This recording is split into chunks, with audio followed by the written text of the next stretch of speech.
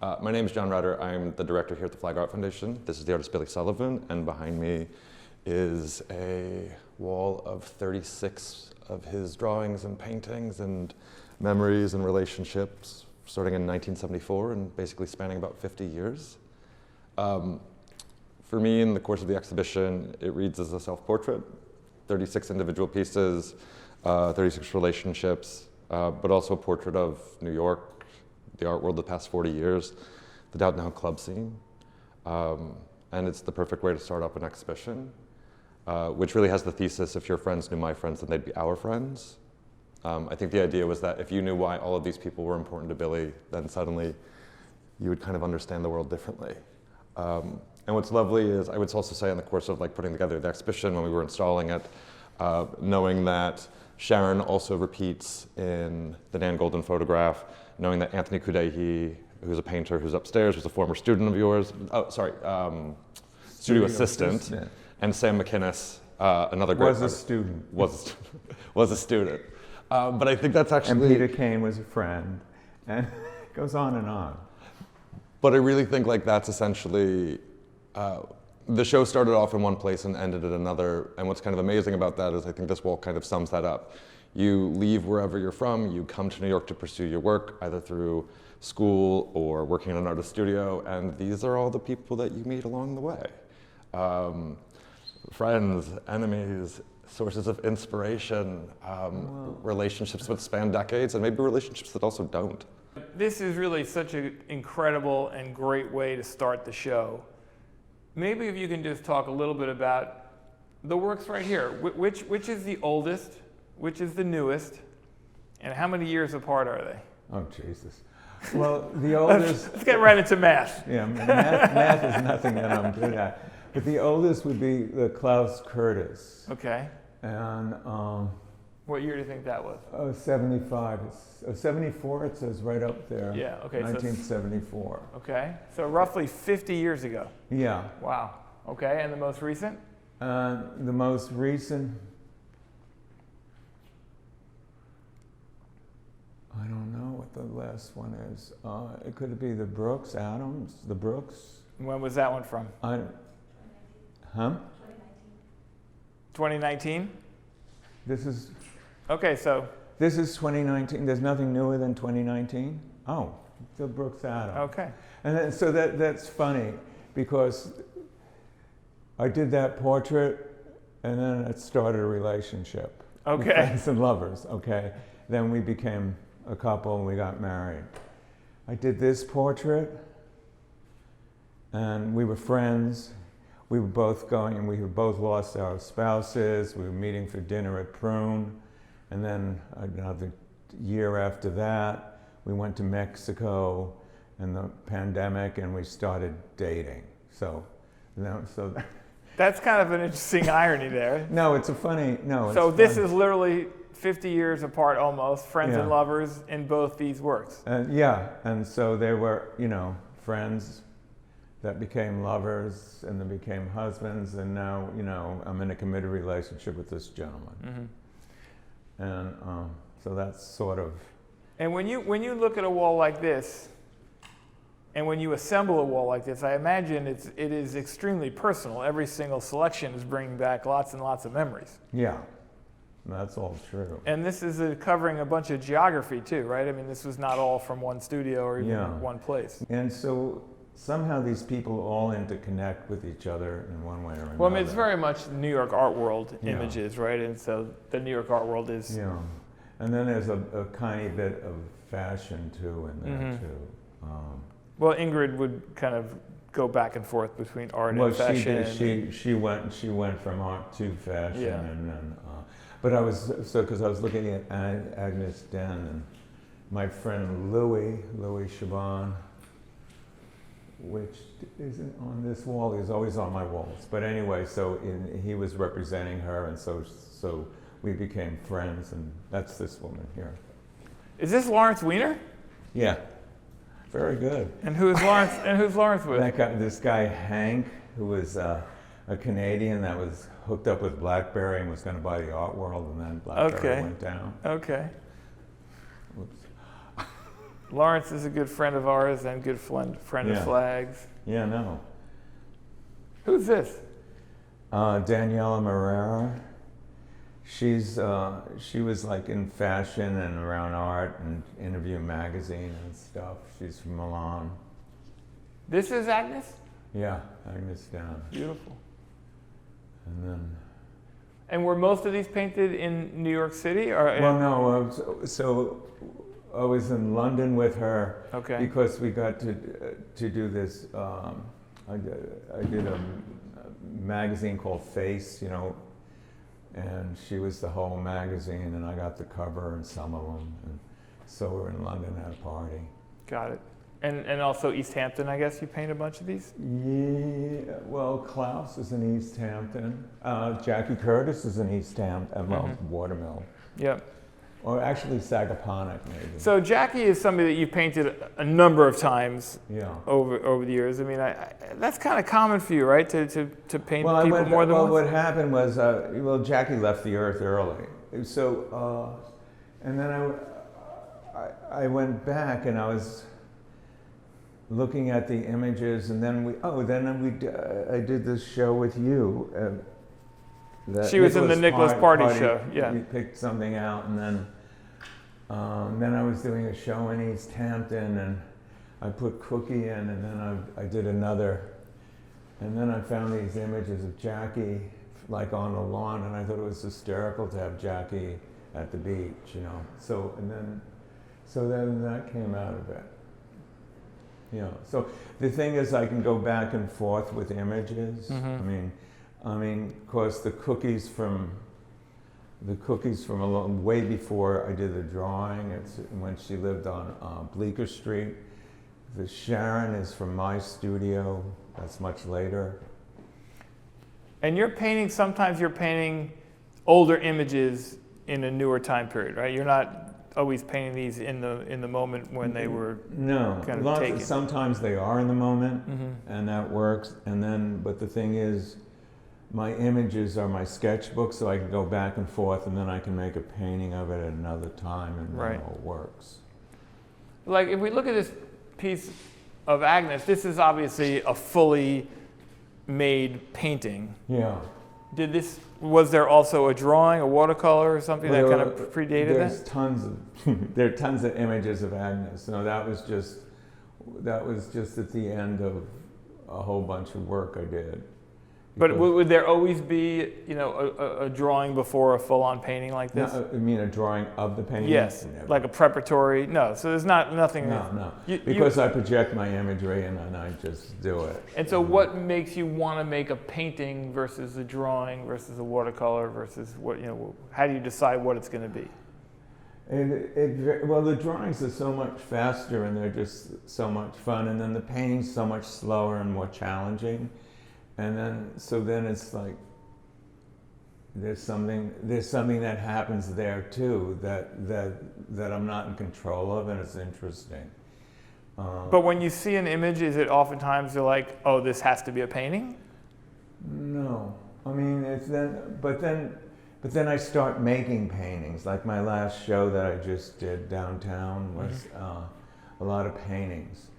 And then at the end, I started making drawings because my hand was moving so fast, and I was just really having a good time. And the drawings are, they like I noticed the nail polish on the dog. I mean, I was unaware of it before. I mean, it was there. It's there, and and then the bow, and it's just so simply put together, and it's as fast as my hand moves. So this is all being made in one sitting? Oh yeah. Yeah. And that's made in no time. And a painting you go back and forth. Right. With it. So were most of the works on paper here made in one sitting? Yeah, because they don't work otherwise. Okay. And like a painting like this, how long would something like that take? That's a slow painting. That took a while. Like a couple weeks, or like it could be anything from 3 days to 2 weeks, or and then you can put it down and go back to it in another year. You can really make yourself crazy. And is this whole wall still works that you've kept for yourself, so that you own all these? I own a lot of them. I don't own them all. You're a collector of your own work. Well, it's not my choice, but yeah, I am. Well, there must be. Are there some things that you're making like I don't want to sell that? Not anymore. No, you really have. You kind of separate it's it. time. It's time for them. I mean, they look nice in other places. And Yeah. It's time for them to move around. Yeah. But you also, it sounds like you like having work in the studio. Yeah. I like also like my studio now in New York is empty, and it's time to move it around. Do some more work. To fill it up. Yeah. Yeah. And so that's why it's good to sell work, because then you can fill it up. But when you have your work on the wall in the studio, is it inspiring or is it? Yeah, there's a wall. Yeah. There's a whole wall. It's like what other people would have in sketchbooks. You know, so I have these images on the wall, and I think about different things I'm going to do. Or I got drawers full of drawings, like lots of ink drawings and stuff. And are there people in your life now that you are excited to ask to sit for you or to take photographs of so you can make a work of? Well, yeah, that's what. So, like, there's that Anthony Cuddy painting upstairs, and so before I just did a drawing of him and in his studio he had a painting of his boyfriend behind him, so then I made a drawing of him and his boyfriend. It was kind of fun. And then I went to Lewis. God, he just had a show. Louis Fertino. Yeah. Then I did. Then I really liked Lewis's work, and I've been visiting his studio and getting. And it's interesting. And so you just say, can I take a picture of you to make a workout? Oh no, yeah, well, yeah. I mean, do you ever ask people and they say no? No. No, I always, people sort of like me to do it. Yeah. And, I guess it's being immortalized in a way. Well, I don't know. It's just something, it's something I've always done. I'm a chronicler. And so and then it turns out that my life is about that, and the people in it, and it's my time with them. And then I go back when I'm making the work, and I think about that time. Right. Like when I was standing here waiting for people to come in, I was starting to think, what was I doing in Michelle Long's apartment on 45th Street at 4 o'clock in the morning when I was 20 years old, and. Is that when this image is from? Yeah. Wow, when you were in your 20s. Yeah. And you remember it was 4 o'clock in the morning. Well, of course it was. Because bars, you were out of the clubs were out. So then you'd go somewhere, and then she had I might have been not early 20s, right. Like 20 something, and then. And this one of Larissa Jarnbach, she was working on John Chamberlain's couches at that time, they were putting hides on them and making them like American Indian stuff, and it was Joe Lugitici's loft that she was doing that in, and Joe Lugitici's loft. I mean, it's like, so you go back and, this is like time zero, right, as far as I'm concerned. Right.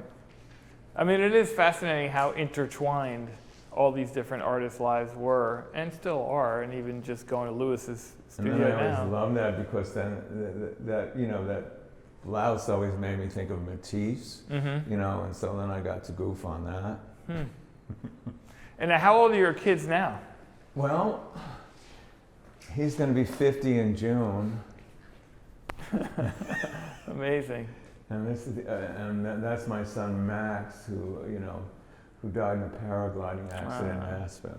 Oh my God. And so that's their story. And is he in New York still or no? Oh yeah, he has a place on 87th Street. He's in St. Bart's this week. Yeah. That's not a bad spot. No, he's not a bad guy. And who's here? Oh, that's really good. Maureen Galais and Jason Toomey. They're a couple. You know Okay. Maureen Galais's work? I don't know. You know her work. Maureen Galais?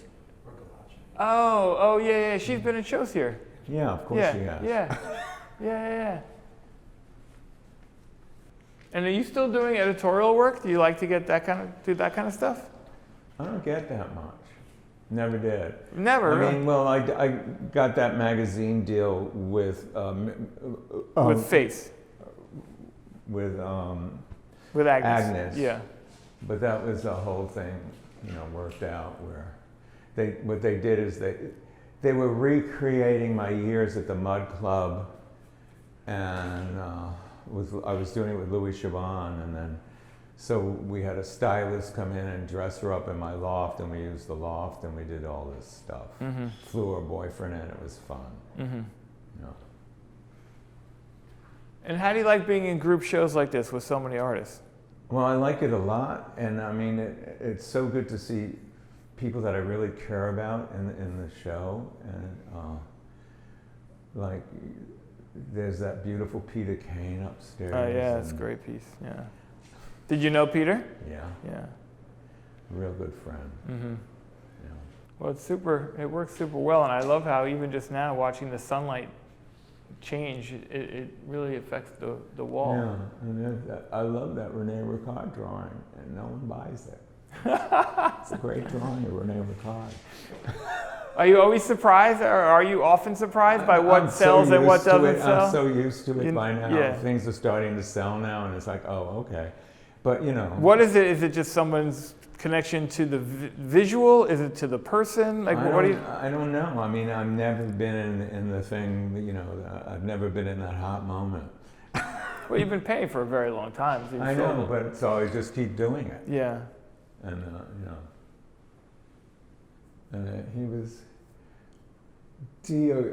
he was involved with Deer at that moment. Okay. And they were doing. He did this poetry book that had the Tiffany blue cover on it, and he's signing them there. No, I love. Laurie Anderson does a great thing every year on his birthday, often at MoMA, where she sings. She reads this stuff? And she reads some stuff, and then she sings a couple of songs. Yeah. It's always fun. Yeah. Well, he was a great friend, and that's. And then he had this great love affair with my friend Louis, and then that became a book, horror story, all at the same time. But, You know everybody. well, I don't know, but I like people. Yeah. Which isn't always the case for artists, right? I mean, a lot of artists just want to be in their studio alone painting. Well, but you get to do that no matter what. I mean, so I just went out at night. Mm-hmm. And they went out at night, and they were at Max's when I was at Max's. Mm-hmm. I was in the back room, they were in the front room. Was one room better than the other? Well, sure. The back room was cool. The front room, they were competing with each other. So you had to work your way to get to the back room. Well, no, they didn't want us in the front room, but the back room was the fun room. I mean, it's where Andy was, and Flavin was back there. It was, food was free. It was heaven. But even like de Kooning was back there too, right? Earlier? I never saw de Kooning there at Max's. Mm-hmm. That's before. They were at this other bar called Cedar Bar. Okay. That's older. It's before my time. Who's this? He's a famous poet, John Jono. Okay. Oh, John Jono. Oh, yeah. Okay. And he's in 222 Bowery on a spring day with the window open. And he's giving me another good little showtime. Also a poet. Yeah, poet and a painter. Yeah. And what about this one? So that's Lisa Phillips. Oh, wow. Okay. I mean, it wasn't on purpose that you made these selections. This was just who is in your world. so many artists and art people. Well, it's just, it's just when we're putting the wall together, it's just what looks good together and moves around. And, but obviously, they all have a dialogue. But it's your milieu. I mean, this was who you were hanging out with and who you're around. Yeah, no. From family to lovers to friends, but they're all friends in the art world for the most part. No, I see Lisa on the beach. Yeah. We go to the same beach, jump in the water together. Well, it was great to have 35 works of yours for so long. I'm sorry to see them go. Me too. The show is over. Well, that's life.